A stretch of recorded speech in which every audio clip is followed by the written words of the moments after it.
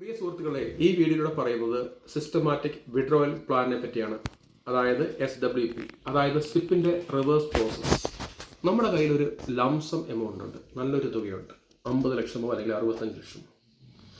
നമ്മളത് എവിടെ നിക്ഷേപിക്കും? ബാങ്കിൽ നിക്ഷേപിച്ചു കഴിഞ്ഞാൽ നമുക്കറിയാം റിട്ടേൺ ഇപ്പോൾ കുറഞ്ഞു വരികയാണ്, 7 to 8% ഉള്ളു. അതുപോലെ NCDയും കുറഞ്ഞു വരികയാണ്. അപ്പോൾ നമുക്ക് ചെയ്യാവുന്നത്, ഈ 50-65 ലക്ഷം രൂപയുണ്ടെങ്കിൽ നമ്മൾ കൊണ്ടുവന്ന് ഒരു സിസ്റ്റമാറ്റിക് വിഡ്രോവൽ പ്ലാനിൽ നിക്ഷേപിക്കുക. അതിന് ഏറ്റവും അനുയോജ്യം സ്മോൾ ക്യാപ് ഫണ്ടുകളാണ്. ഇതേപോലെ ഒരു 65 ലക്ഷം രൂപ 10 വർഷം മുമ്പ് SBI സ്മോൾ ക്യാപ് ഫണ്ടിൽ നിക്ഷേപിച്ചിരുന്നെങ്കിൽ മാസം തോറും നമ്മൾ 1 ലക്ഷം രൂപ വീതം വിഡ്രോ ചെയ്ത് കഴിഞ്ഞാൽ 10 വർഷം കൊണ്ട് നമ്മൾ 1,20 ലക്ഷം രൂപ വിഡ്രോ ചെയ്യും.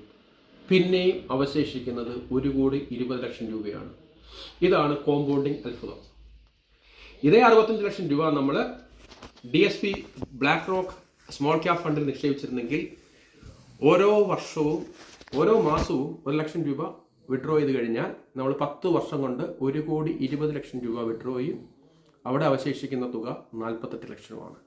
ഇനി ഇത് നിപ്പോൺ സ്മോൾ ക്യാപ് ഫണ്ടിലാണെങ്കിൽ 65 ലക്ഷം രൂപ നിക്ഷേപിച്ചിട്ട് 1 ലക്ഷം രൂപ വീതം മാസം വിഡ്രോ ചെയ്തായിരുന്നെങ്കിൽ അവിടെ അവശേഷിക്കുന്ന തുക 56 ലക്ഷമാണ്. അതായത് നമ്മൾ മൊത്തം 1,20 ലക്ഷം രൂപ വിഡ്രോ ചെയ്തു, പിന്നെ അവശേഷിക്കുന്ന തുക 56 ലക്ഷം രൂപയാണ്. അപ്പോൾ കയ്യിൽ നല്ലൊരു തുകയുണ്ടെങ്കിൽ മികച്ച മാസവരുമാനം ഉറപ്പാക്കാനുള്ള പദ്ധതിയാണ് സിസ്റ്റമാറ്റിക് വിഡ്രോവൽ പ്ലാൻ.